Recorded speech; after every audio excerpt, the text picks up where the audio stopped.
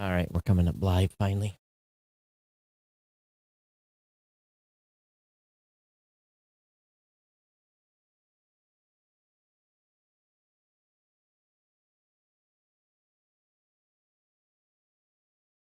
Welcome to the new media show. We're back. Doing the new media show again. People are actually going to listen to this junk. We do it live. We're live right now. We'll just do it live. We're going live. We're going live. We just can't get enough. The new media show. Let's go. Just do it live. We're going live. We're going live. Bada bing, bada boom. The new media show. We do it live. Just do it live. We're going live. We're going live. We're going live. The new media show. I'm like Adam Curry and you're more like John C. Dvorak. I think I am Adam Curry and you're the old curmudgeon. We do it live. Doing the new media show again. The new media show. Technology. Whew. We make it sound so special. Yes, sounds so special, Rob, and this thing is driving me crazy today. Here we are at the new media show. We're back. Back in your studio again. Yeah, back in the studio. And you know what is annoying, and I'm just going to tell you what's annoying, is that Restream.io, literally every week I hit go live with it, and it says, oh, you need to re-authenticate. You need to re-authenticate your login. And of course, it doesn't allow the stream to go live. So, I got back and re-authenticated it, and here, I used it on Monday, and it was good, and Wednesday I hit it, and it flips me the bird, so... So I heard you're the new shill for StreamYard. My new shill. Well, they're sponsoring the content that I'm starting to produce, and I'm talking about them, and I'm using their tools, so, yeah. Okay, well, that's cool. Mm-hmm. So a little quid pro, I guess, right? You a little pat me on the back, I'll pat you on the back deal type of thing, right? Well, a sponsorship, yeah, of course. Well, it's good. Right. It is It's different than what you've been doing with GoDaddy. Absolutely, I've been shilling for them for years, and here's the thing: it's a good product too. So without all the complexity of everything I'm doing here. So in some way, I think it's In some ways, and I think it's a little bit of a sign of the times too, and some of the research that's coming out is starting to point it out too. So and some of the I have always said if I had to rebuild this platform, I would never do what I've done. And one thing that's kind of cool that you don't know, I think StreamYard supports. I think they support NDI. So if you have any NDI cameras, you can connect an NDI camera. So that's what I have here. So it lowers the overhead. Everything's over IP, but. Hey, I got a story to tell you. Oh, there's lots of stories out there. Oh yeah. There's so I got this email, and the guy said, "Hey, I'm doing a show on podcasting, and I'd love to have you on the show." And I'm like, "Sure," and send me over the link to your website. And they said we don't have a website. I'm like, "Okay, send me the link to your Apple Podcast listing," and we don't have one of those. I'm like, "Okay, where's your show at?" And they said, "Well, we're on YouTube. We're on the fastest growing podcast platform." And I said, "Well, you are not a podcast. You are a YouTube channel." And I kind of went on to explain that, even though YouTube is calling podcast, it's bastardized. It's not really a podcast. It's just, someone's making up a name and trying to steal the space. But and so I explained to him. I said, "Listen, if you want to be technically a real podcaster, this is what you need to do." And he was dumbfounded. Never heard of Apple Podcasts. He's doing a show on podcasting. He's never heard of Apple Podcasts. So that's just funny, Todd, if you think about it. I mean, and heard of Spotify. It's kind of ridiculous, actually, in a lot of ways. Had not heard of Pocket Cast and a few of other things. So, my point here is that, and I had a discussion with another show today. I said, we don't care where you listen. You listen anywhere. We're live on YouTube right now. We're live on Spotify, TikTok, Twitter, wherever else we're live. We don't care where you listen, but by God's sakes, if you're going to be a creator, and you better know what a podcast is. And again, we're not worried about the audience here. We're worried about educating podcasters. So after a couple of emails back and forth, he's looking into things and going to see about getting set up as a podcast. And I looked at the YouTube channel, and it's kind of typical for a brand new YouTube channel. And they're trying to build a show over there for a YouTube channel. And but I saw something from you that got me a little concerned. I had to put my thumb on you a little bit. Yeah, I know you're all buying into video right now and but we need to be very careful in making creators think that they have a podcast when it's only on YouTube. That I'm sorry, I'm going to hold the line. That is a YouTube channel. We need to make sure that we keep these content creators educated, because if we don't, here's what's going to happen. Little by little, year after year, all of a sudden everybody's going to be over on YouTube, and then all of a sudden YouTube's going to say, "Hey, you don't need to be over here on his podcast apps. You're fine right here with us." And they're going to take over the medium and open podcasting that has existed since 2004 will cease to exist. And once again, we will have gatekeepers. And there'll be a few old curmudgeons out there. They're like me. They're still saying, "Hey, open and free, not censored and under control." We can't let folks have an inch. Not on this one.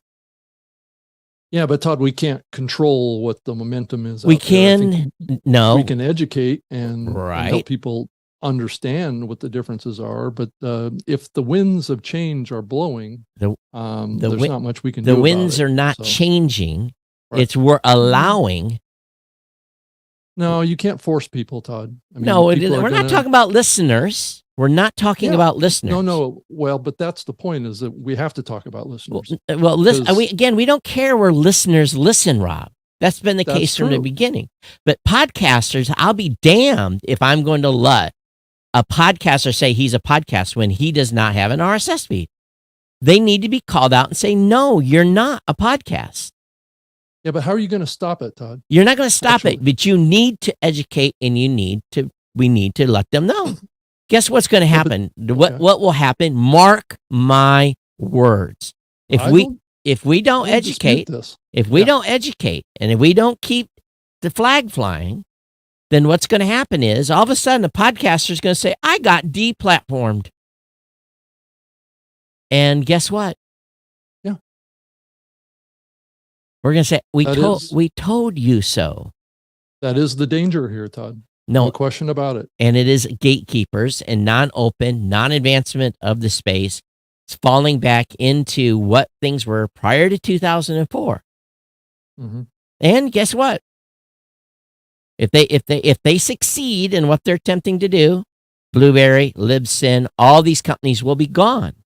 They will be gone in 5 years. They will be gone. They won't exist.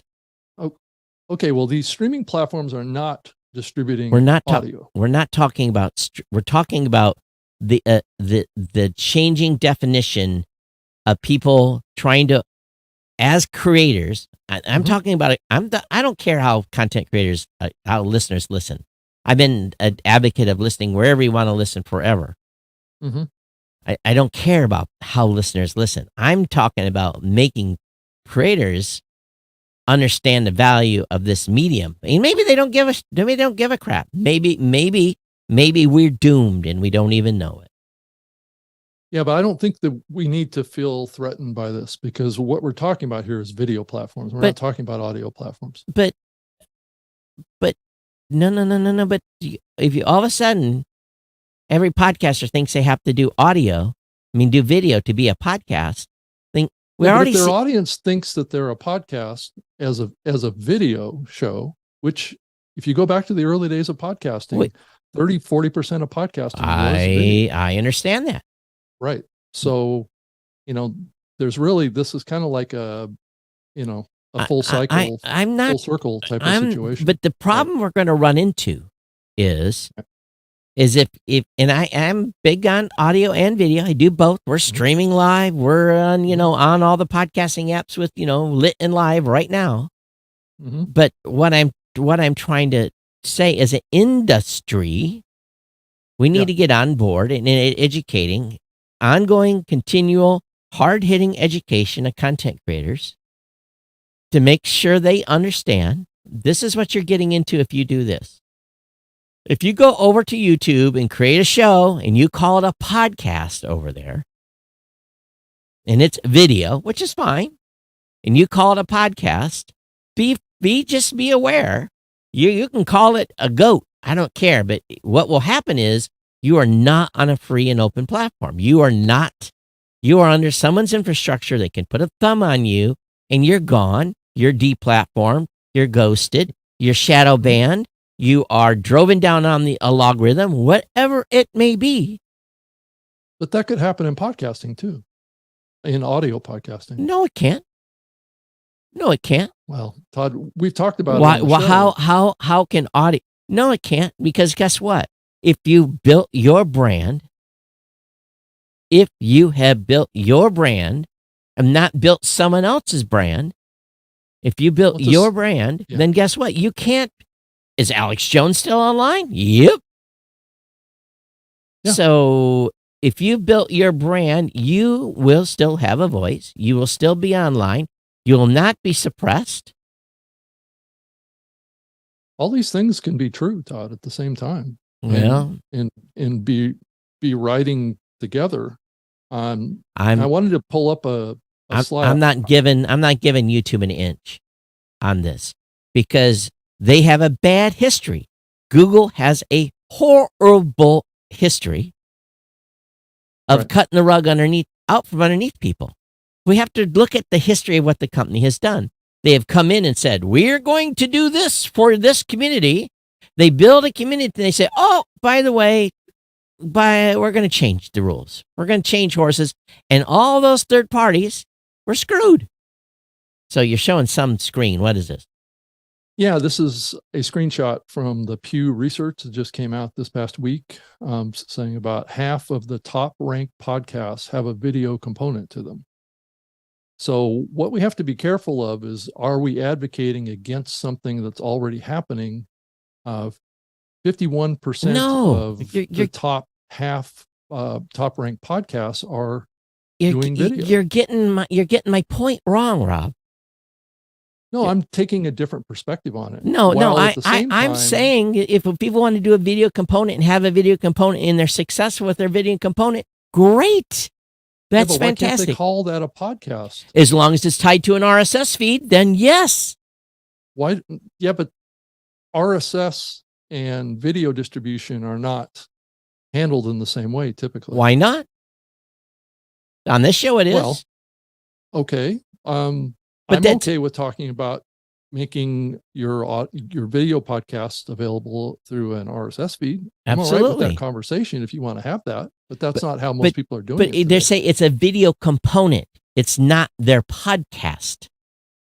Well, they're not very specific about it. No. So I create TikTok reels.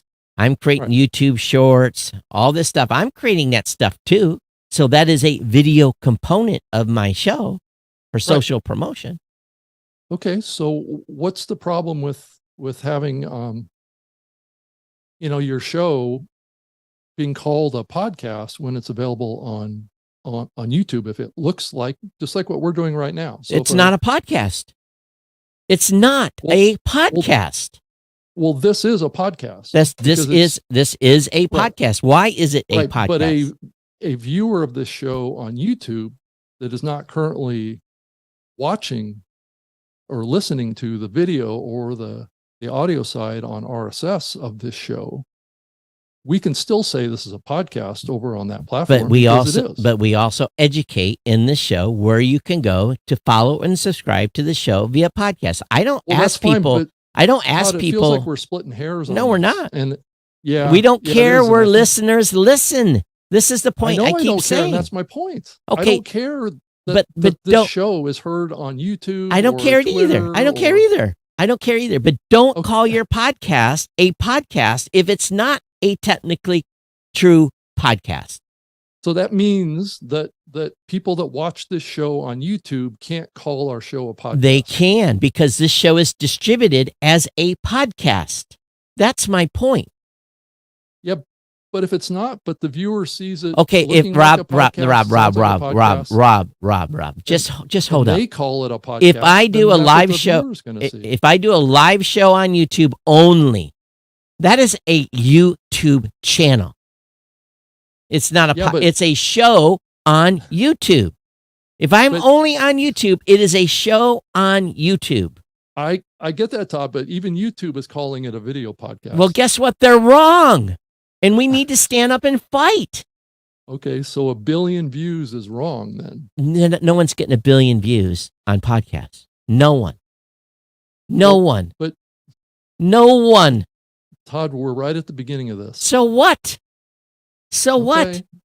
I've been on YouTube for 10 years. What has it done for me? Zero. Has it earned me any money? Zero. Okay.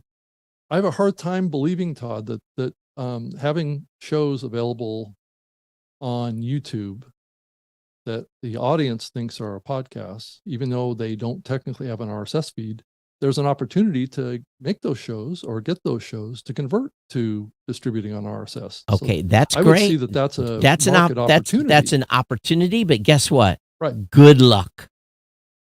Good luck. Good luck. Good luck. Good luck with what? They don't. We've seen over history. They don't convert. They don't convert. Why is that? Because they're YouTube channels. That's what they are. That's not the answer, Todd. Why are they not thinking about making their shows available? Because they never had success. Very few shows have had cross success over the past many, many years.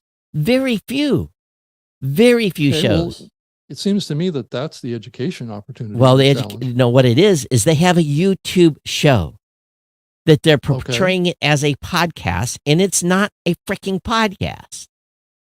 It is a YouTube show. Why would you want to be called a podcast if you're on YouTube doing a show?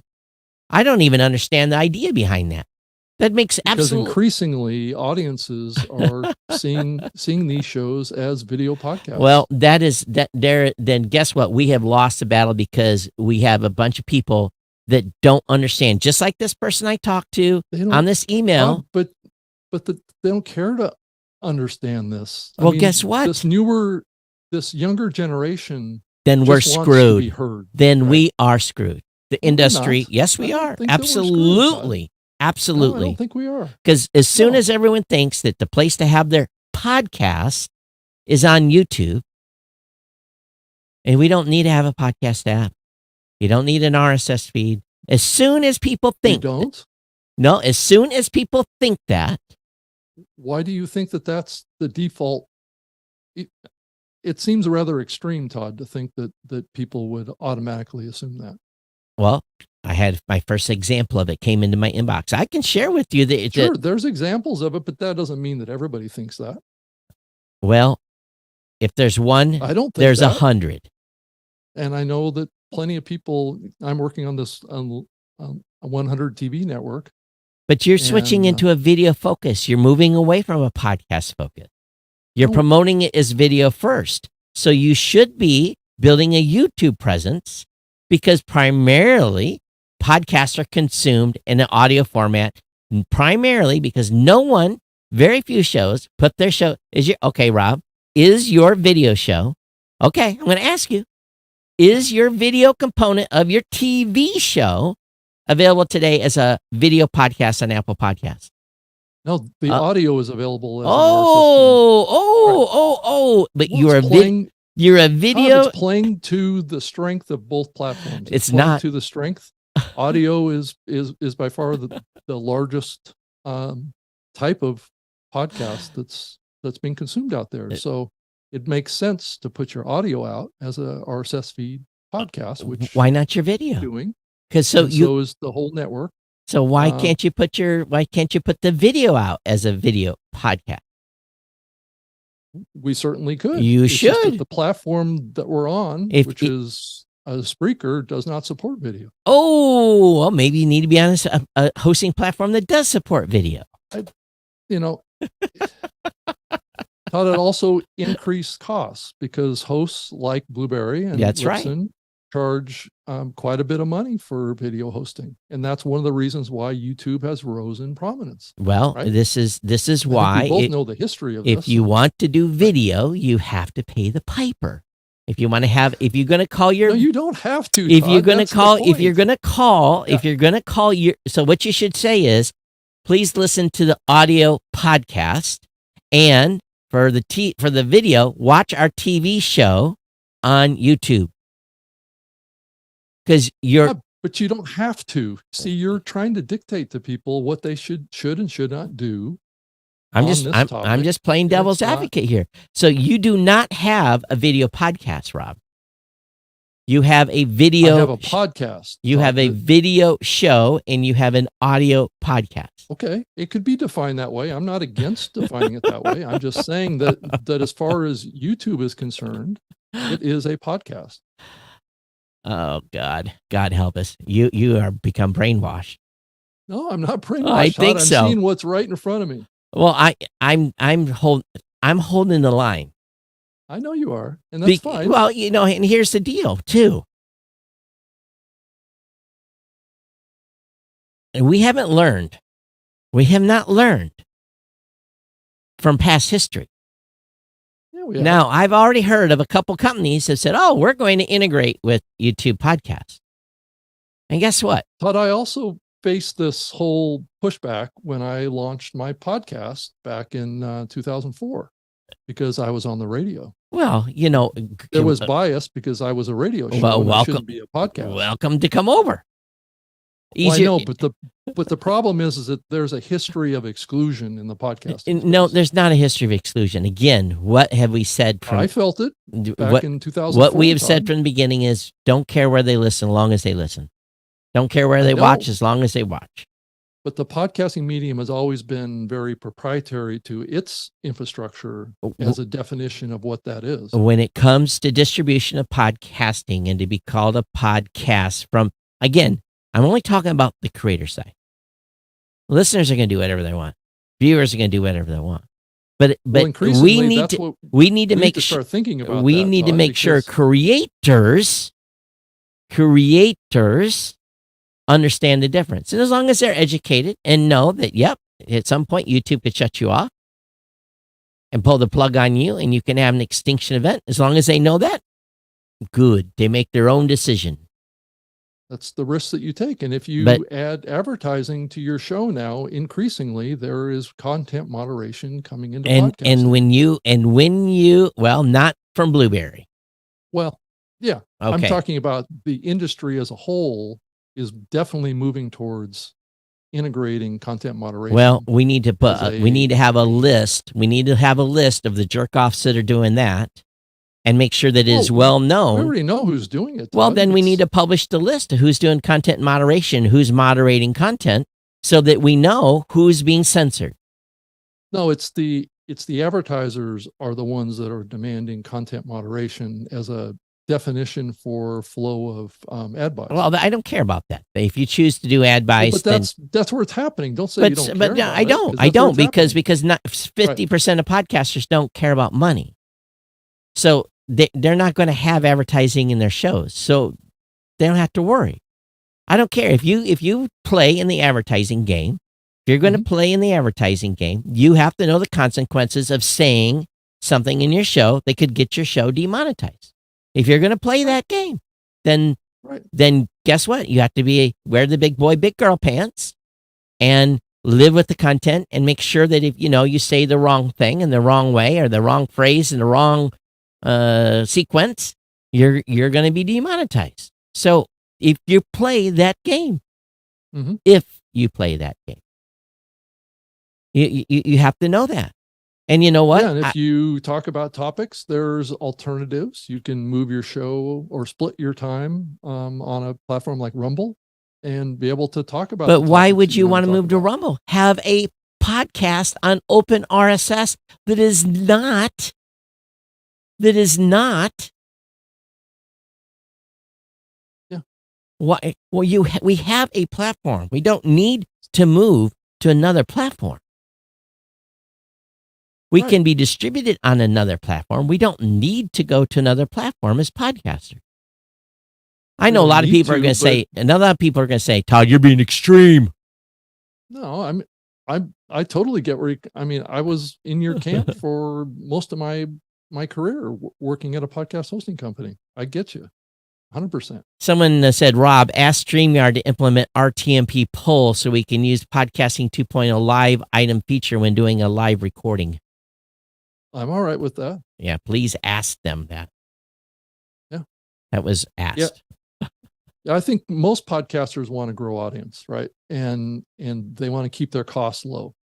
And I think that's the rub, how much especially low in a tough can it economy, Todd. How much low can it go? How much low? So can you're it go? saying so they want to save money, so that your solution is send them to YouTube? Well, that's always been the solution, Todd, on the video side. Well, of course. People that want to put a video embed on their website and not make their podcast their video pod. So see, if you're putting a video embed on a website, Right. it's not a Right. podcast anymore. So that discounts the fact that you're putting it out as an audio podcast in an RSS feed. If you have an audio podcast, you've got a podcast.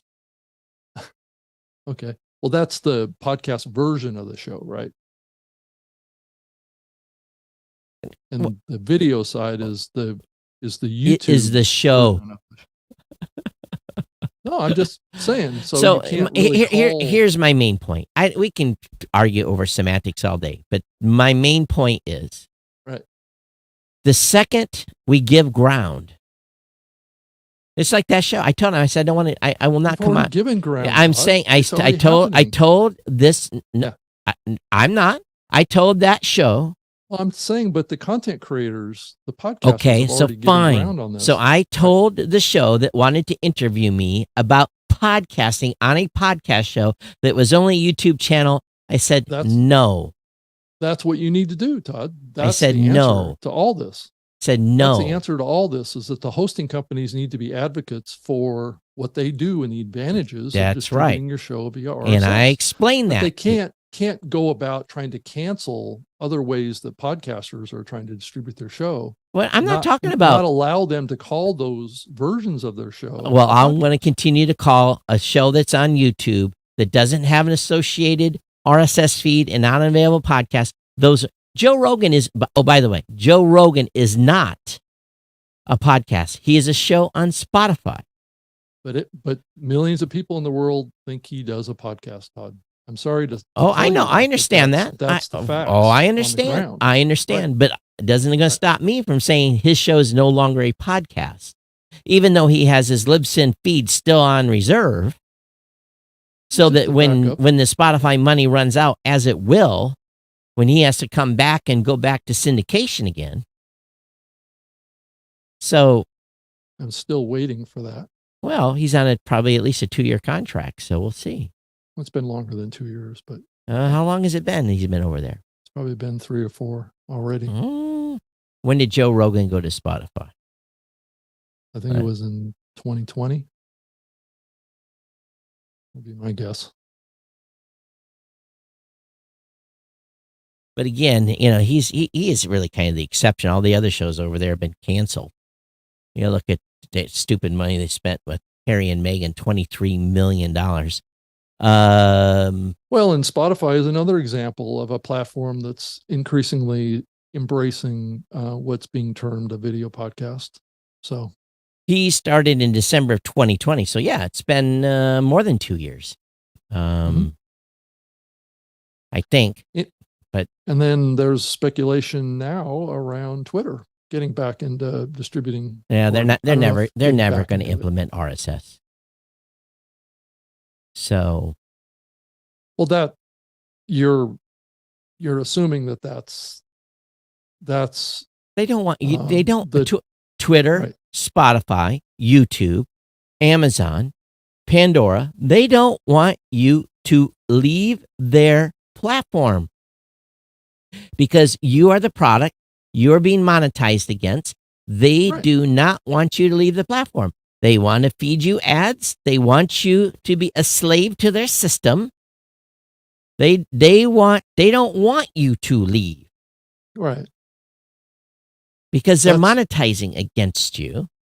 that's the direction that the world is heading, is toward proprietary platforms. And I believe that AI technology is going to I don't want push to talk that about faster. AI today, but here's the thing. As podcasters, as long as I don't care. Every show, it's do your own thing. Knock yourself out. Right. But if you want to take your show and make YouTube its primary point of presence and say, this is my podcast on YouTube, I will predict it now like I have done for many, many years. What have I said? Control your RSS feed, control your brand, control your .com, own your stack. Because what is happening on Facebook right now? I just did a whole huge dialogue on my Geekness Central podcast about what's going on with vendors crying. People are crying that they have lost 50% of their web traffic back to their websites because an opaque algorithm change by Facebook leaves publishers in the dark. They have cut their own throats because they built their entire business model around the fact that they weren't driving people to their website. They were building groups on Facebook and say, oh, by the way, come over here and buy our product. Mm-hmm. They've given ground, and Facebook says, oh, I don't want people leaving. I don't want leaving to go to your stinking website. So what do? Mm-hmm. They drove you down. People can't see the link out no more.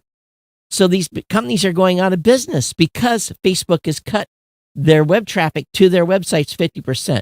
What happens? What happens when YouTube and Google change the logo? And all of a sudden, all your traffic is now being shifted to YouTube. They're not being sent to your website. They're not being sent to Apple. And all of a sudden, YouTube changes the rules. Yeah. What happens? Cut your own throat. We have to be careful. People say, Todd, you're crazy. I hear people already listen to the show saying, you're crazy. No, I don't think you're crazy. I think that's been going on with Google and AdSense for years, that Google decides to lower the commissions or lower the payouts. And that's their business model going forward. There's one other little thing that I wanted to share too, that I've seen on my own YouTube channel since I've made some changes. So I wanted to share that screen really quick. It's basically a tracking of the subscribers to my channel since about probably mid-March. So are you pushing them back to subscribe on your website for your show, Rob? Are you telling them where to go instead of telling them to go to YouTube? No, I'm not. So okay, there's two things. Okay, if you're looking at the screen, you're seeing my subscriber account. I've had a YouTube account for 16 years. Right. So you can see the track, but Sure. what you're looking at on the screen is the track of my subscribers to my channel since about early June. Okay. June of 2019. So just as far back as basically 3.5 years or so. So I did a couple of things. I went into my channel and first of all, I became a premium subscriber of YouTube. Right. So I signed up to pay for no ads. I've been that way for a long time. Right. And I did another thing was I updated a few of the metadata references to the 32 videos that I have in my current personal channel. And you can see what happened to my subscriber numbers. For some reason, I didn't do any extra promotion of anything. I just made those 2 changes, and my subscriber numbers went up 15,000%. But what is it from 1 to 20? So that's how do you? Okay, come on, Rob. So okay, no, I know what you're saying. It's gone up 800 subscribers just in the last two or 3 or 4 months. But you're actively building stuff on the channel. You're putting new stuff out. You're feeding the beast over there. No, this was before I launched my show over there. But there's that blue mark though shows increase largely when you've done the new show, right? No, that goes back to like March. So I wasn't doing any new show or new content on YouTube back in March. All I did was update some metadata of some of the titles and descriptions of some of the episodes, the 34 episodes, and most of those episodes are between 3 and 16 years old. Right. And then I subscribed to the premium on YouTube, and you can see what happened to my subscribers. You think you subscribing to the premium drove your subscribers up on your personal channel? I think maybe it activated the promotion in the algorithm of the content that I had there. Or it could be just coincidentally that a lot of the content that has gotten a lot of growth over there is content that is related to my early adoption of EV vehicles. Oh, okay. And that there's a heightened growth and interest in hybrids and EV vehicles, because I've got one video that I made of my Toyota Camry that has over 200,000 views now. Oh, that's big.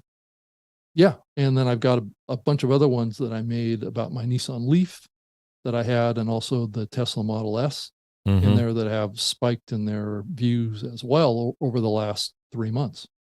So this could just be coincidental to just the interest in electric vehicles. It could be that entirely. I don't know. I'm just but again, trying to align these things. Yeah, but so you've added your current content on top of that. So yeah, but if you look at the actual chart itself, the numbers actually have gone down since I've launched my new show, and it's not on my channel. Oh, I got you. Well, you can, if you choose to work hard, just like anything else, you can build a successful YouTube channel. There are about 30 things you have to do. They're well documented. You can do Google searches. You have to publish twice a week. You have to be, you got to keep people watching all the way to the end. There's just a whole host of rules that you have to do to build a successful YouTube channel. And they did here recently drop the qualification requirements lower for monetizing your channel. It's still 4,000 hours. No, they actually dropped it down to 3,000 hours and then down to 500 subscribers. You have to have 500 subscribers and 3,000 hours. Yeah. That's the new requirement. I don't think it's been officially but rolled out. It's a rolling one. You have to continually stay qualified. It's not like you qualify. Well, it's a 365 day qualification. Right. You have to have 3,000 listener hours. And so again, I don't care where people build their content. I really don't. But obviously you do, Todd. No, I don't say you don't care. No, but I think you do care. I do care if you call it a podcast and it's on YouTube, and that's it. And for me, that's a personal thing. Is it going to change the world? No. But I can do my part, and shows like this and other things I go on to say, listen, if you're going to have a podcast, it needs to have syndication. It needs to be on an RSS feed. It needs to be follow or subscribe on a podcast app. So, like Jeffrey, YouTube has XML. It's buried, and it won't work as a YouTube. You can't subscribe to a to a YouTube XML and have it show up in podcast apps. Now they could change that.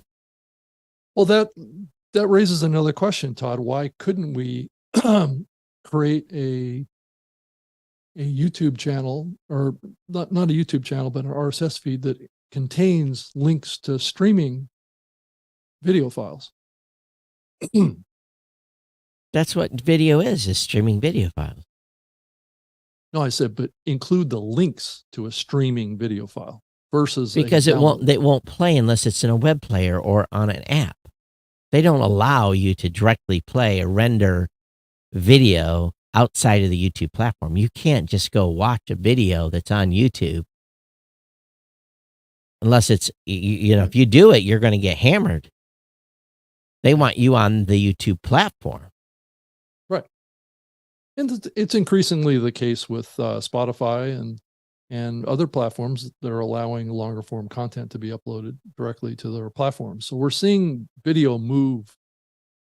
I think we're clearly in an era of proprietary platforms. Twitch has just banned restreaming. You can't restream now. You can only, if you're going to do video on Twitch, you have to be on Twitch and only on Twitch. Shh. Yeah.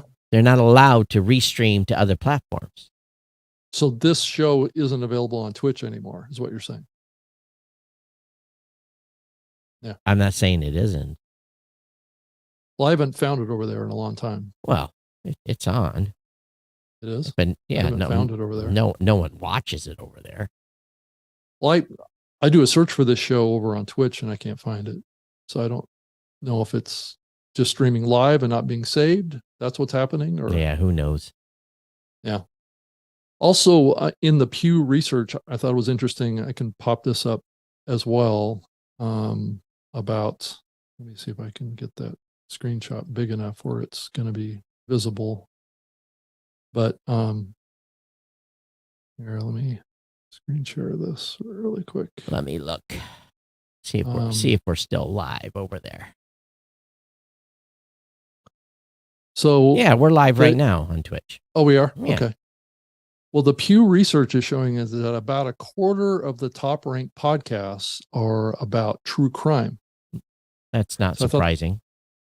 It's showing 24% of the top ranked podcasts. That's probably the top, 500 podcasts, or I'm not sure what the total number of what their top rank is. It's a 451 top ranked podcasts. So of the top 451 podcasts, 24% of them are true crime podcasts.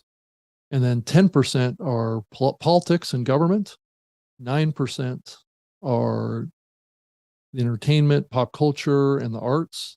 8% are self-help and relationships. 6% are sports. 4% history. I thought it was interesting, if you go all the way to the bottom of this thing, it says multiple topics, 20%. I think that's an interesting development, because that's what I used to do with my old radio show, was produce a show that covers a variety of topics. And to some degree, I would say that this show is a little bit like that. Probably. So I'm not really sure an example of what show that they would be talking about multiple topics at 20% of the top 451. I guess it would be shows that are generically named and talk about lots of different stuff. Well,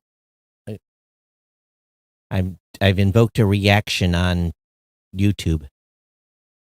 Oh, you have? Yeah. Go ahead. I'll let you finish. So anyway, I just wanted to share this. And then it looks like history, money, and finance are pretty low, 2%. Comedy is 2%, which I was a little surprised at that.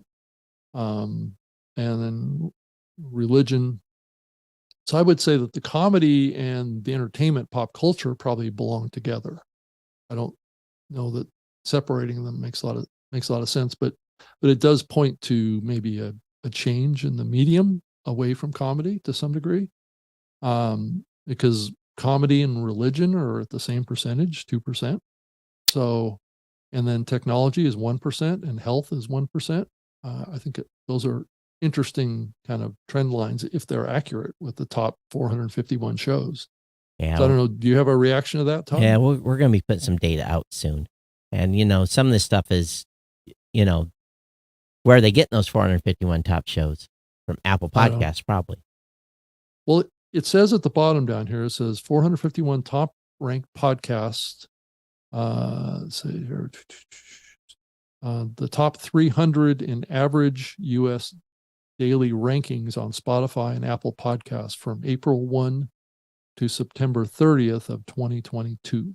Gotcha. So that's a year old. Yeah, it is a year old. Right? So on YouTube, someone says, Todd, you may not be lying. From the next iteration of the culture of a podcast, can we suggest you remain open to what podcasters want? You can do whatever you want as a podcaster. I'm not saying. They are. Yeah, So, you can do whatever you want. Right. But if you go ahead and abandon RSS, and then mark my words. Yeah, but I mean, Todd, if I were you, I wouldn't even raise that topic. I would just be saying, get your show out on RSS because you're going to grow your audience. Right. Well, they are. I would just say that. Todd, all the social media. Oh, wait.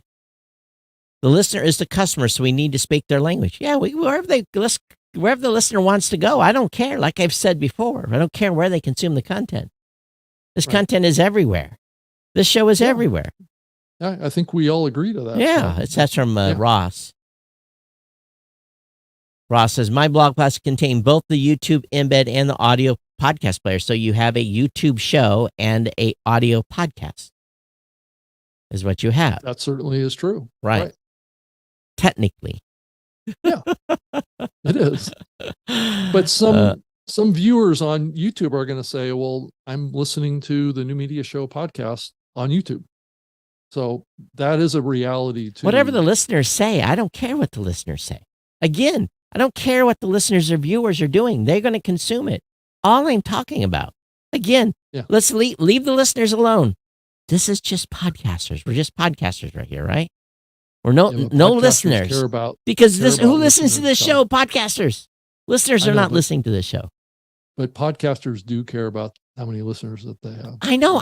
But I'm saying is, stop, Rob. We're talking about podcasting and how you, by its traditional definition, yes. And where the listeners listens, great. You want to be in YouTube, you want to be in TikTok, you want to be in LinkedIn. Good for you. Go for it. Wherever your listeners want to listen, fantastic. I'll join you. The caution.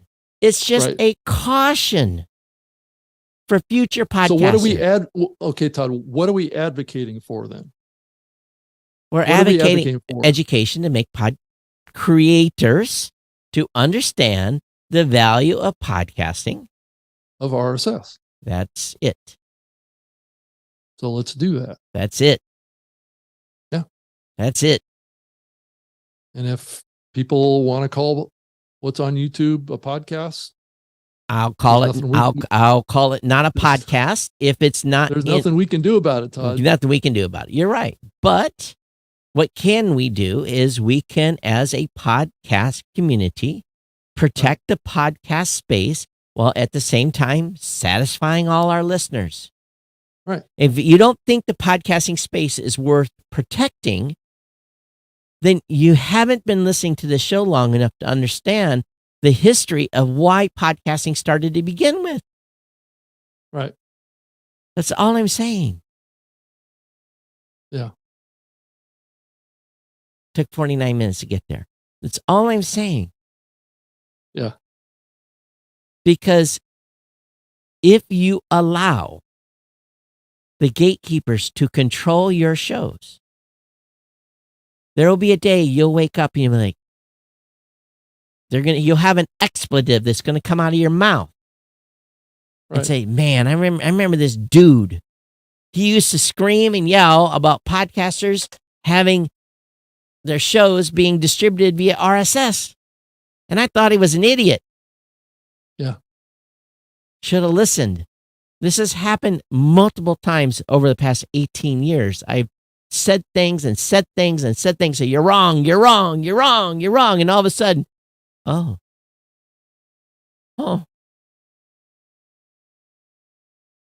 Yeah. I'm not perfect. Am I trying to protect an industry that I know needs to have a continued open standard? Yeah. Why are we doing all this work with Podcasting 2.0? To expand the features that everyone's been complaining about.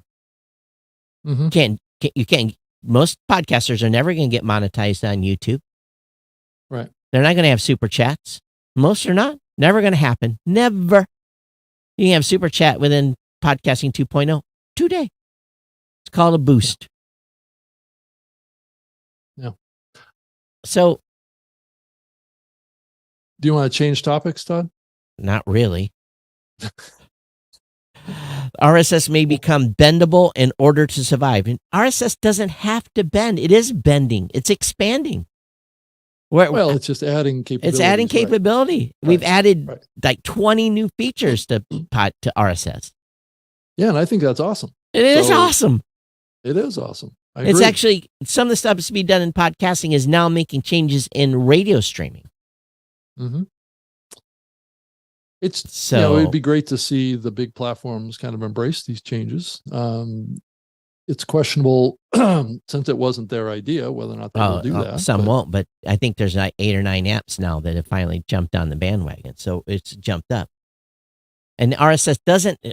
Here's the thing: YouTube does. Okay, here's. All right, we're going to open the book of predictions. Here's my prediction. Soon, YouTube is going to say, submit your RSS feed over here. We'll suck in your RSS feed. Thank you very much. And 3 to 4 years from now, when they have all these RSS feeds from all these podcasters, they're going to send a note to those podcasters, say, hey, we want to be your host. We'll take care of everything for you. We'll host everything for free. Come on over here. We've got your RSS feed created for you. Come on over. And you'll do that and be happy because you don't have to send Blueberry or Libsyn or Podbean or anybody any more money. And then a year or so later, all of a sudden, what's going to start happening after the death toll has taken place is they're going to say, oh, your content's not acceptable on our platform no more. You're out of here. We're going to deplatform you. You're gone. You're going to be driven down. Your content won't be found anymore. Well, Todd, This the is- truth is that can all happen right now. Okay, So- in YouTube it can. Sure. Well, through the podcast hosts, they do have an API that many podcast hosts have been utilizing for a long time that automatically submits your show over to Yeah, YouTube they could- whenever you publish Right. it. They could. Right. So, and that conversion happens. I don't see YouTube converting over to audio. All I No, see, but they're going to do the same thing that they've been doing the API for like 8 years now, which is take your audio, convert it. Somebody's going to convert it to a video, whether it's YouTube or the podcast hosting platforms, one of the two. I'm not sure where it happens technically, but it's going to be converted into a video that's going to be hosted over there. So I don't see a big difference between submitting your RSS I'm to them just- and doing it through an API. I'm just saying, you give this company a feeder. Mhm. It was a classic example. Destroyed an entire industry. Well, And they said, oh, guess what? And we say, hey, come over here, use this great feed reader. It's great. And it was a beautiful product. Oh, they couldn't monetize it because guess what? All of us were submitting our original content into the system that people could consume and then come to our websites and make comments. And they said, oh, we're taking too much traffic away from Google. So they killed it because they wanted the traffic. They wanted to control it. They wanted to monetize your audience. And this is Right. this is the caution. This is the Yeah, caution. And maybe I I'm think not it's fine to explaining caution, Todd. I maybe think I'm it's not fine- explaining it right. No, I think it's fine to caution. I think it's also right to think that I don't see, based on my conversations with the folks from YouTube, that they're going to ever get into audio hosting. So and they're Tom, never going to do external distribution. So they're not going to ever be a competitor to a podcast hosting company. so Tom says this episode isn't a podcast. Right now it's not. You're right. Right now it's a live stream. In about an hour, it will be a podcast episode. You're right. It's true. But from a viewer perspective, they think they're watching a podcast, right? Well, we also tell them where they can go subscribe to the show too. So they can go over to newmeshow.com and follow or subscribe to the podcast. Yeah. So don't get me wrong here. I'm not against RSS. I'm not against making your content available as a traditional RSS podcast. Yeah. I'm just increasingly starting to look at this question more from a viewer perspective. Because Yeah, I believe viewers are people cool. are really starting to focus on concern about how to reach and connect with audiences. Well, again, I don't care from Right. what you do on for listeners. That's beautiful. It's all good. I'm just talking about trying to preserve the open nature of the space. That's all I'm trying to protect. And Todd, I'm increasingly in the kind of mindset and content creation side of my new podcast is called Trust Factor.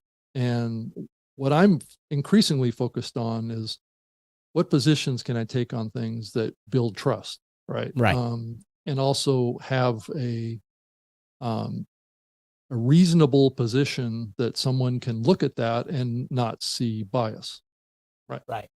Because that presents an opportunity for greater connection and audience building potential, right? Yeah. So that's why I'm representing what I am in this episode today, is because of a position of trust. Now, some people are going to look at what I said about video and what's happening in YouTube as maybe a violation of trust in me because I'm maybe being perceived as being against audio podcasting for some reason, but that's not actually what I'm doing.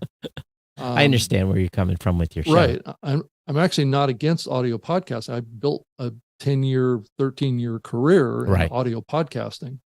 And so I know it as well as just about anybody, but I'm also feeling what's happening with viewers, and I'm getting sucked in. I acknowledge that into the video world. But I've been all in on video for a long, long time. We've been in this show since Todd, 2009 or something. I know it's been a while, right? But I also know where my bread is buttered for my personal show, and it's not from the video. But I also know, Todd, to be totally honest about it, I'm not sure that you've really embraced fully the YouTube opportunity for your show either. For me, my goal for YouTube and going live was never about building a YouTube channel. It never was that. No, it was building connection with audience. It was this conversation is going on right here in the chat. What's going on in the chat? I'm not looking at it right now. Beauty was incoming snark. Mummification is an option to preserve technology. Well, you know what? Here's what I say, Beauty Bubble. Take your podcast down off Apple Podcasts and just go on YouTube. If you think the technology is not advancing, just move on. That's your choice. That's your choice as a content creator, And I'm not saying that. And some people have made that choice. Yeah, that's fine. I think if you look over on YouTube, you're exactly correct. There are people over there that are creating content that looks like a podcast, but could care less about RSS. Ross says, I distribute audio via RSS to have protection. If a video channel disappears or logarithms change, I store backups on my hard drive because I don't have confidence there is an audience for video via RSS. Well, the proof that there is. Right. And this is why I keep mentioning Rumble as an alternative to YouTube. Yeah. I can see it in content creators all the time. That is a pathway that you can go now that didn't exist maybe 3 or 4 years ago. This show does about, and Geek News Central does about 15% video on the podcast apps that support it. So yeah, I would love to have every show that I do distributed on a separate RSS feed as a video podcast. Yeah. And I may do that. Right. To be quite frank about it. But again, it's, and again, the the space is people are going to evolve. They're going to do cool things. They're going to create media. They're going to build studios. They're going to do all this cool stuff. I'm all for that, wherever they want to reach their audience. I'm just saying from a preservation standpoint of being open, people don't appreciate open. They should. They should appreciate open. You look at this company I just talked about, these companies that are being devastated traffic-wise because Facebook flipped the switch on them, turned off the traffic. And they put all their eggs in the basket of Facebook is going to drive traffic to me instead of continuing to build their brand and doing what they needed to do to build traffic outside of other platforms. Yeah. Does Amazon need Google, Facebook? No. People go to Amazon.com. Why? Because they built something there that people value. They want to go and see. That's why my site, Geek News Central, I built value there. People go and visit that site because there's value there in content. Between 20 and 200,000 hits a day are based on people having value going to the website to consume the content. Yeah. I pay people to write, to build content, to drive that traffic. Google does drive traffic to that website. It is part of the strategy. Google could turn the switch off on me too, and it would hurt. But it is an entity that I built. Yeah, Todd, in that Pew research that we saw that I pulled up on the screen earlier, it showed 52% of the top podcasts all prioritized. No, it was like 87% of all of the top 451 podcasts all had a website. So that's confirming what you're saying, Todd. Right. The question that I have about that going forward is that increasingly, you look at what's happening to Google and Chat GPT. Are we going to see, I think it's a reasonable question to ask, are we going to see people use less Google search going forward because of AI technologies? Or are they just going to search Chat GPT to get the answer and not have to do a keyword search to find a list of potential sources of an answer? I mean, is that the shift that's coming, and how does that affect our ability to reach new audiences? Well, that's true. People, right? Ross, it's videos mentioned on our pro hosting page. Yeah. So Blueberry supports video podcasting. Yeah. So you can upload Libsyn does as well, and Podbean does as well. So you can do it. Right. And Apple still supports it. And this show is available as a video and the podcast, large reason we don't promote it on the flat plans is because there's not enough storage, and the pro plan allows unlimited storage. But anyway, going back to what you said about, I am concerned, Rob, about AI search and losing the ability to get traffic to my website. That is definitely a concern. And to be honest with you, I don't know if I want a search engine that is purely going to give me an answer and I don't go anywhere else to research it. That's very, very dangerous. Yeah, I think we saw this developer early with the Amazon little speakers, right? I don't want to say, the name because it may trigger somebody. But it was like that was like an early feeling for what AI could be for all of us, is the single source of answers for your life, right? Yeah. So this is the place to go where you look at like a Google search, and that gives you a variety of sources to come up with an answer to something, right? Right. Increasingly, Google search has become very commercial, right? You have to sift through like maybe almost a full page of sponsored links to get to what would be termed organic search results, which would be probably more authentic search results. So it's, and you have to wonder how much commercialism is going to come into AI technology too. Well, it's, I think it's one of those situations where we will see what happens. And, maybe little sites like mine will be decimated by, but it's got to get information somewhere. Where's it going to get the information for? So Right, if all, 'cause Chat GPT today does not share links to anything. well, I do know that. yeah, there's some plugins now that, well, there's some stuff they can do, but Well, Bing now, if you pull up your Skype application, if you happen to still be using it, they have integrated AI technology into Skype now, and this is probably available off of Bing now too. When it gives you a output out of that Chat GPT derivative product that Microsoft has, it will give you a bunch of links at the bottom of each of the citations that it delivers to you, which I thought was an interesting kind of hybrid model. Ross says, Yeah. I'm sorry, I'm trying to read the chat too. No, it's fine. Go ahead. If your podcast episodes, if you put your podcast episodes on your own website blog, should you also use the free website that a media host provides? I always say you should have your own .com. And we built PowerPress in a way that if Blueberry goes out of business tomorrow, the plugin still works. You have to find a new place for your media, but the player still works. So we proofed it for an extinction event that we hope will never happen. But again, if you're over on some third-party site and you don't control that website, I've always advocated, no, you're not safe. Well, and if you move hosts, you're going to probably lose that page. Right? Yeah, you will. If you So move hosts, there's a danger of that. Yeah, and all that Google juice is gone, and those pages don't get redirected.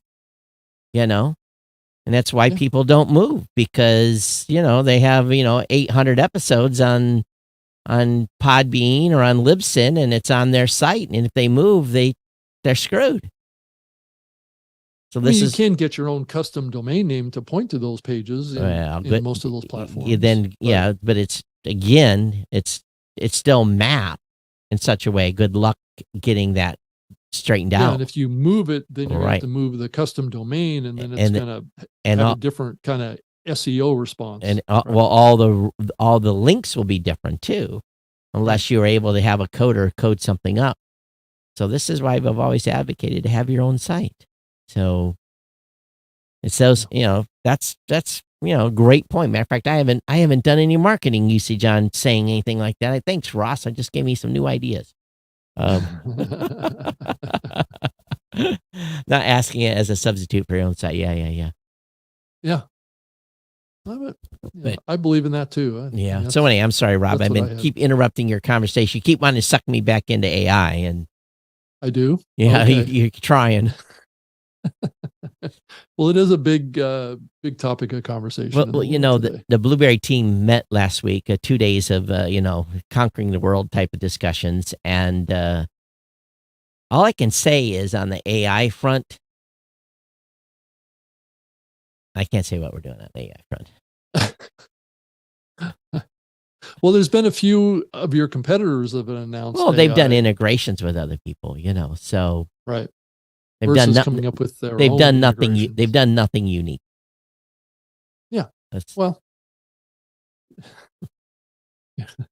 I probably won't go there on that, but it's not unique. It's if it's available across multiple services. So podcast hosts are typically relatively slow followers of trends, right? Not necessarily.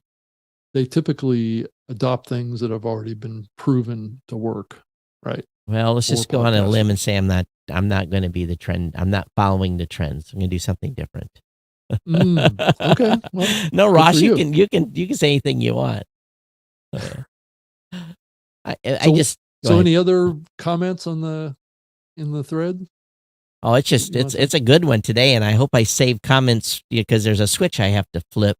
Matter of fact, let me make sure that switch is set so that we don't lose the great conversations today. Let's see here.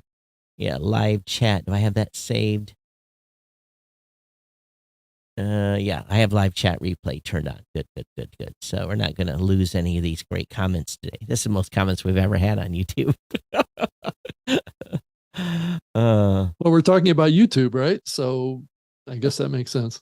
Harold says, as a longtime listener, I see it as two different podcast distribution models, but it's not a model. RS podcast and YouTube podcast. No, you have a YouTube channel with a podcast.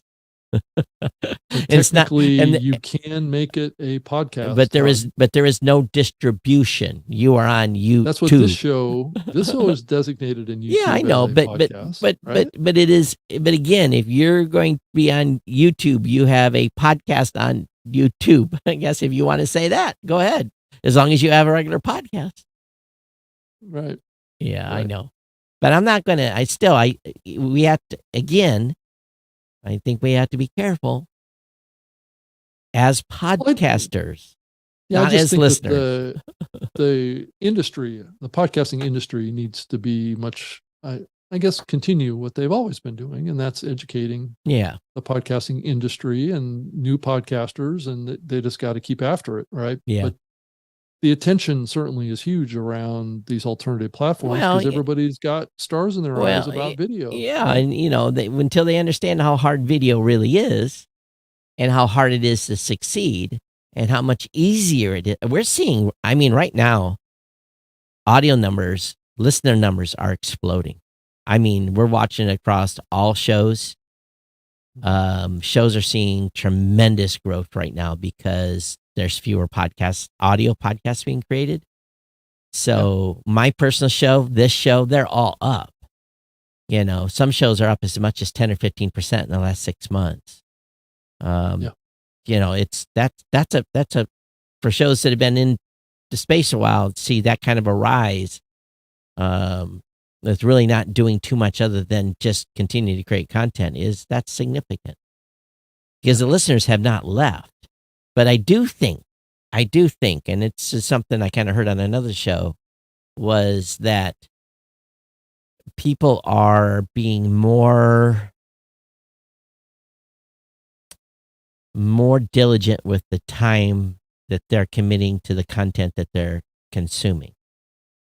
They're being more selective.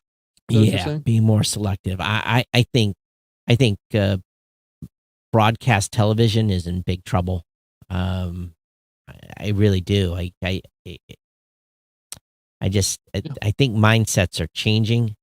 People are tired of the wars on TV, and they want to be entertained. They don't want to be ideologized. Right? Is that the right word? They don't want to have. I think things are changing. And you look at like Spotify and other folks like that. Free money's over, so experimentation is gone, and things have to make money, or it's going to get canceled. So, But I do wonder, Todd, as you think about the content space today, whether it be podcasting or really anywhere, Yeah. whether it be, it's mainly, I think, on the on-demand video side. As you said, the mainstream media is definitely in trouble, and they have a pretty serious trust issue going on, that people just don't always believe. Some people believe what the mainstream Right, media right. says. There's it's a lot of mistake. people that don't believe what the mainstream media says. Yep. So, and that's creating kind of a ideological divide in the world. And I do see it happening, the same thing happening around podcasting and independent media as well. I think that the shows that, the big shows that, just like the conservative talk radio hosts, for years in the podcasting medium did not do very well, right? But over the last 5 years or so, the conservative talk folks have accelerated and done quite well. So it's just an interesting balance that's happening in the content world right now, where there is controversy and division and anger and righteousness and social justice are keys to audience building today more than ever. And I think as a content show where we talk about creating independent content, I think it's important to acknowledge that as a key driver in many of the genres that we're seeing high success right now, is that they're catering to a community that aligns with their values. Right. And that's what's driving a lot of what's happening in the world today. And everybody's trying to be the one that's right, or the one that's righteous, or the one that's that knows the truth, right? And Right. It knows the I know truth. the truth. You're wrong. All this kind of stuff, and Right. that's what's driving the media landscape today, increasingly, at all age groups. It's not, I think it's a lot of Well- what's causing a lot of mental. Well, don't you know, Rob, Emotional I'm right problems. on podcasting. I'm Right.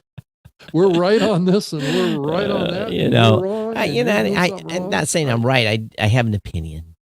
Well, And sometimes it's this agreed show with, is a class- and sometimes it's agreed with, Right. sometimes it's not. Isn't that true? Don't eat me, Tom Webster. I mean, I think this episode is good. It's going to be interesting to see what the metrics comes back with on this show. Is that a little bit of controversy, a little bit of two-sided type of discussion? Does that drive more attention? And I think it does. And again, it just what triggered me was really this email, that I had gotten, and be kind of frank, I was kind of astounded Mhm. that the individual was doing a podcast about podcasts and didn't know about Apple Podcasts. I know. I'm shocked when I hear that too, because I've heard it from people too, just generally out there that, I want to create a show, podcast. What's that? I still occasionally hear that. But it was, and it was, I probably was a little hard on the guy, but it's just one of those things. It was just kind of surprised me. And, I don't know. You're passionate about this stuff, and I appreciate that. But yet, again, going back, there's no rules. This is what podcasting was made up of. Everyone can have an opinion, and there's no rules, and you got to do what you think is best for your podcast. And, and to be honest with you, I don't have, just like everyone else, I don't have the time cycles to go out and focus to build a YouTube channel. I have the time to focus and build my podcast audience. I don't have time to do both. And yes, the podcast is over there. We stream it live over there. We stream it on Twitter. We put it on Twitch. We put it on a whole bunch of other places. The crux of the problem, Todd? Do we think that's really the crux of the issue? Is that people just don't have time to do both? Maybe. I don't know. I guess AI maybe is going to do it all for us. I don't know. Well, that's a whole other conversation we can have here, Todd. But how not much do we want to turn over No. the content production to AI? I did have a lot of fun with Midjourney over the past 3 or 4 days. I don't know. Have you used it? Have you used it at all? I have not, but that's on my list of things to Rob, get accomplished. I'm just going to tell you, plan on spending about 4 hours. Oh, probably more. You can just watch the queries people are putting. There's no one else. This thing is incredible. I mean, incredible. I don't say that very often. It is incredible. Do you have an example that you can share? I created and I did a very, very poor query. I'm a very amateur. This will get better over time. I created my show's album art from the last on Geek News Central, the last one. Let me. Oh, that's not a good one. Let me get the full link. Okay, well, you can't see it. Hang on here. Let me hear.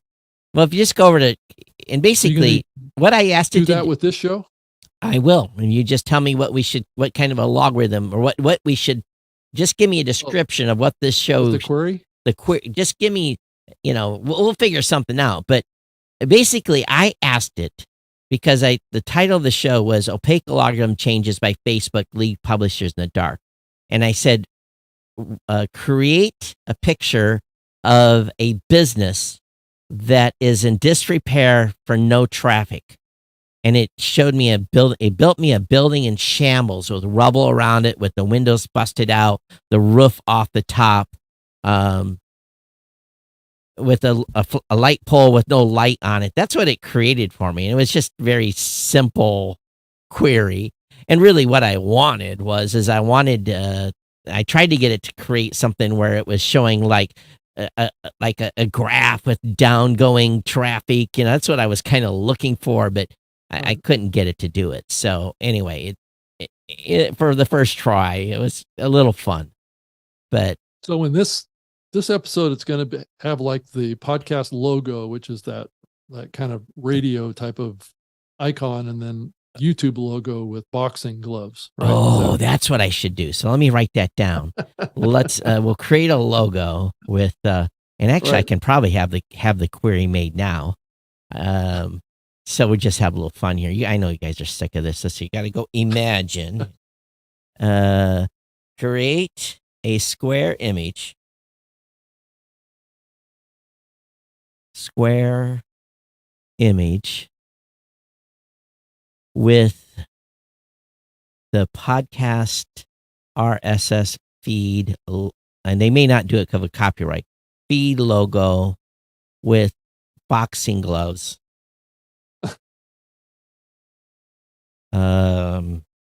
Competing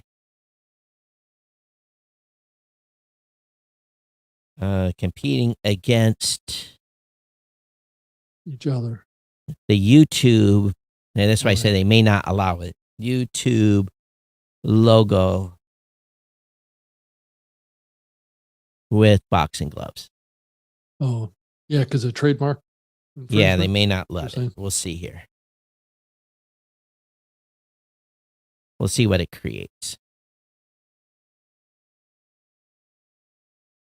So if it doesn't do this, then I'll have to word it in a different way. Let's see what it does.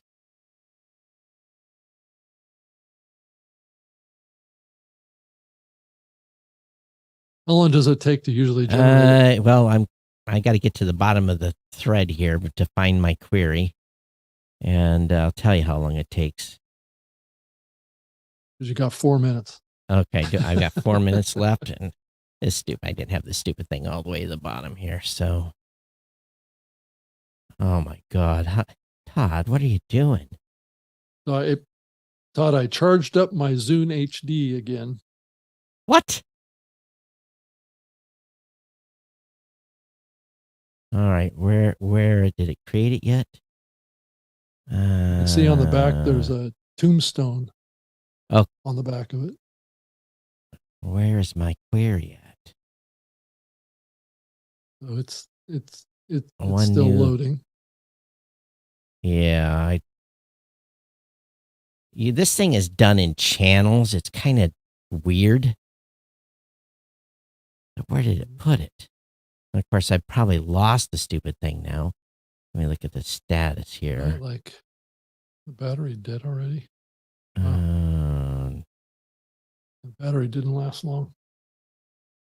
Anyway, it's old. I'll find it, and if it works out, then I'll put it in the show notes. But anyway, we're getting close to the end. Where did it dump it? Okay, there it is. It finally came up. Maybe I missed the notification. Maybe it basically said I couldn't do that because it was that was dumb. All right. Well, anyway. So, where is it? Oh, as far as actually finding the yeah, because you're in this stupid this thing. The only thing I hate about it is it's in this Discord. You're in Discord channels, and everyone else's art shows up in there too. So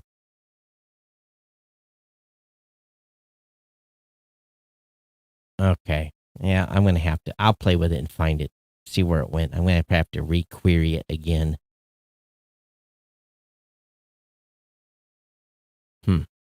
But it's amazing, and I immediately paid for it. So, okay. How much is it? $20 a month. Oh, and Beauty Bubba says add in a minion character style. I'll tell you, you're into the minions. Harold says, this reminds me of the stories about studio musicians saying when rock and roll came on the scene that rock was not music and refused studio work when things changed. That really happened. Wow. Ross, sorry you couldn't get any work done over the last hour here. Where did it go? Well, that's our purpose, Todd, is to be a distraction. Yeah. Oh, did I get a warning? What did it say?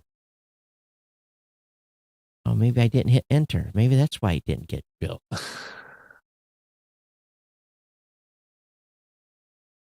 Still not voice command yet. No, not at all. So I'm going to try this again. Yeah, I don't think, did we talk about the new Apple A little bit, kind of but not too much. augmented reality glass? Okay. I can't remember if we did.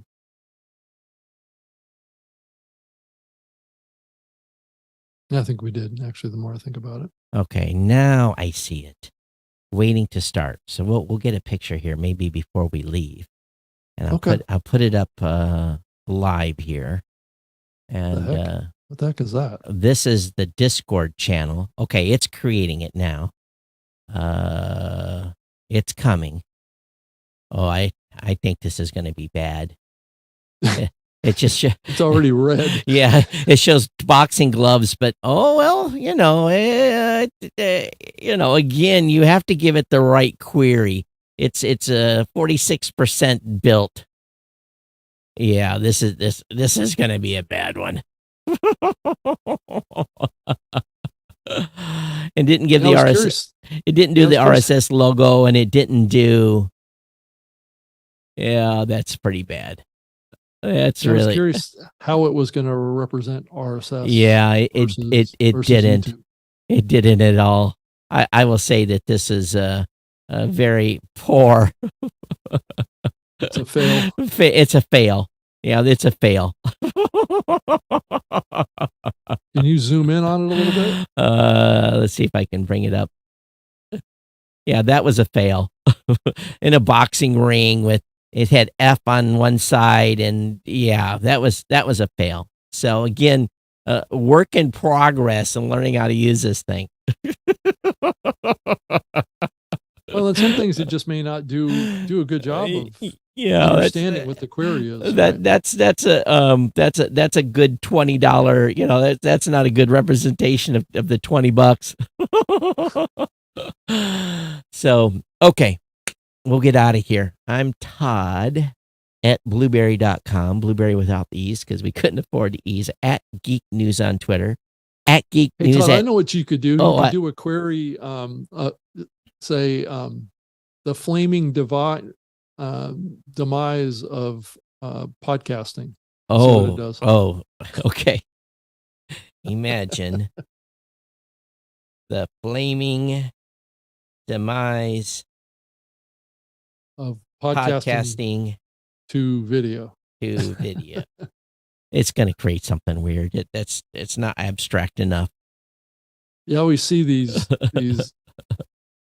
images on YouTube around popular content, right? That's on there. They always have flame around them. It's almost like people are like on fire or whatever. Because you have to know whether or not it actually knows what podcasting. How do you represent podcasting as an image, right? So it's creating something here.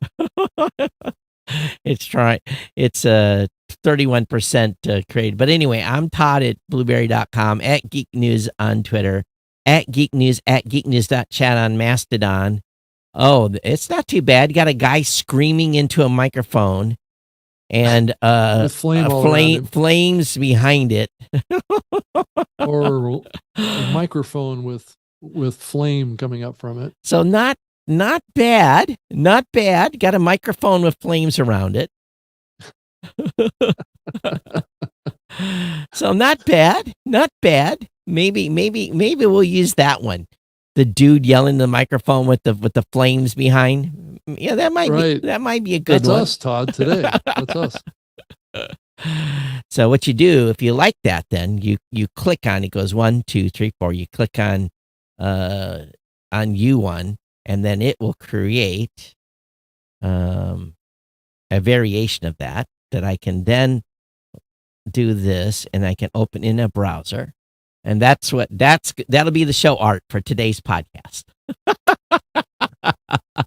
So who is the dude in that image is the question. It's supposed to not be a depiction of anybody real, but I saw an image the other day of someone that looked like Dave, one of my support guys, and I was actually going to capture it, but it went off the screen before I could do it. But So how did it pick that guy or that query? Who knows? That's what it came up with. That's what it came up with 3 different images. So, we could have picked one of these other ones that was in there. We could have picked the What if you put the name on the new media show? It doesn't do text real good. You have to do your own text. Oh. So okay. If we want to do the second one, it'll create me a so here's the second one. We can look at this and again open it in a browser. There's the full version of it. Oh, okay. Is that like a pop filter? Who knows? It doesn't even look like a microphone. Yeah, it's and we could have put it in the version. We could ask it to do a version of with the Andy Warhol theme. We could do that next. We could put Adam Curry's name in there too. Maybe I haven't played with that at all. So anyway.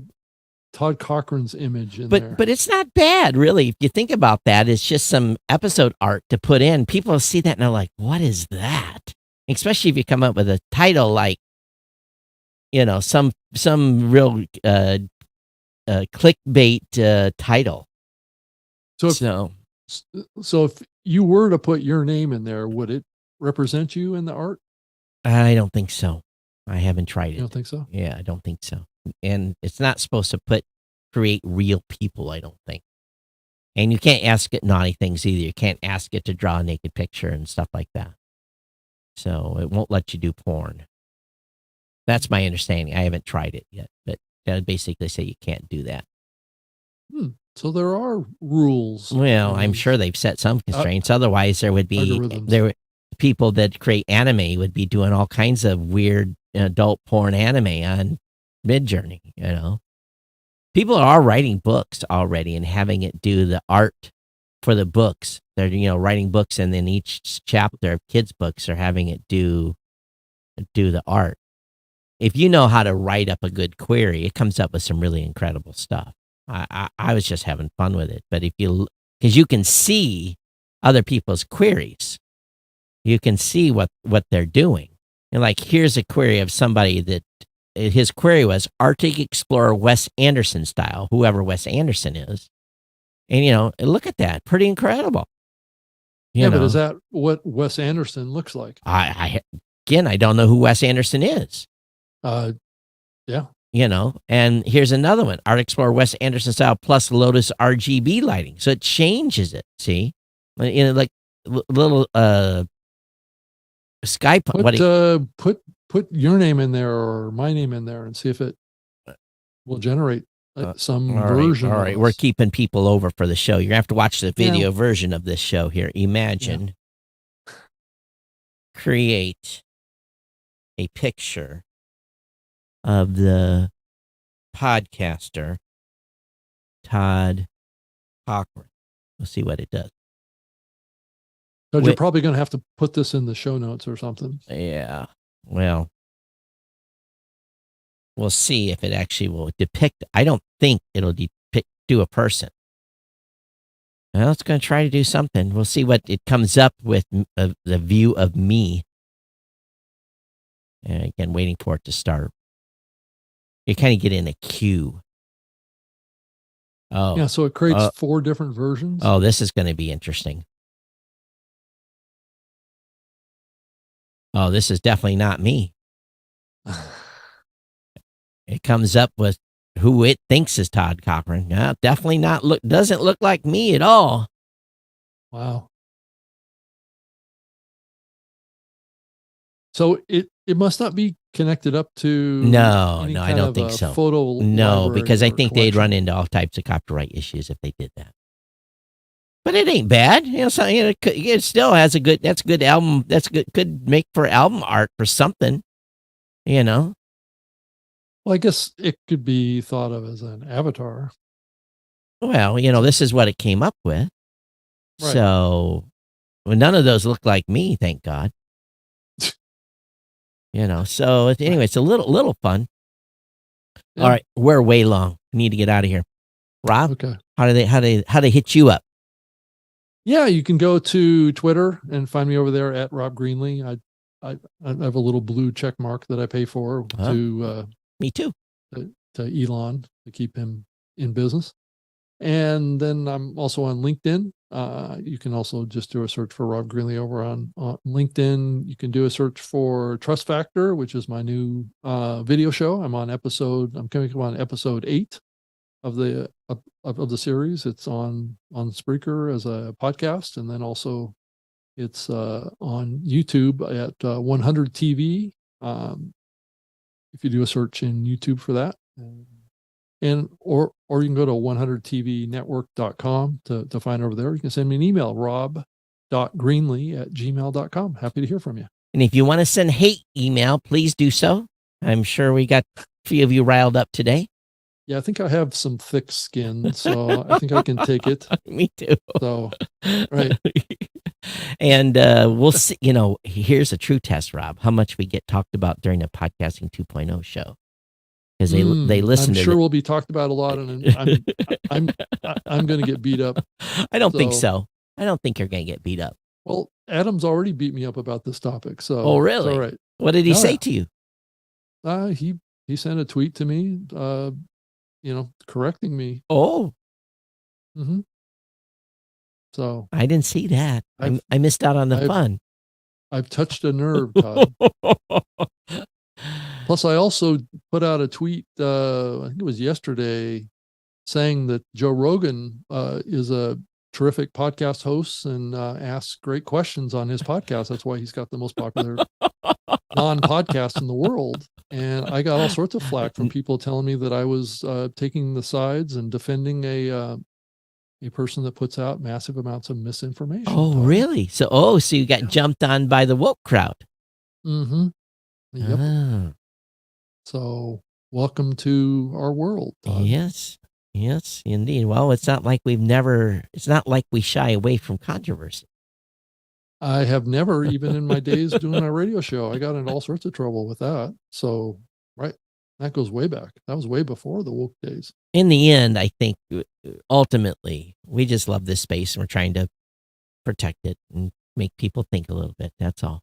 Yeah. And that's kind of what you have to think about here. Is it our job out there? I mean, if we're going to think of this as a job, or is it a advocation, is to cause people to think and drive some emotions and get people riled up, or, loving us, one of the two ends of the spectrum. And that's what I think a lot of successful show hosts are doing, that are reaching big audiences like a Joe Rogan or. So I got to figure out how to get this Midjourney so I can put show information on it, so it's just not some raw picture. But for now, I'm having a little fun with it. So it's all about experimentation. Everyone, we'll see you again. We'll be back here next week with another edition of the Battle of the Royales on the new media show. Yes. And matter of fact, Rob, I think, did we hit a milestone today? I don't know if we as far as number of episodes? We didn't. We're not. This is only 5:45. So, okay. No big deal. Only 5:45. Okay. All right, everybody. We'll see you next time on the new media show. Everyone take care. Thanks, everybody. Lit and live, newpodcastapps.com. Thanks for listening.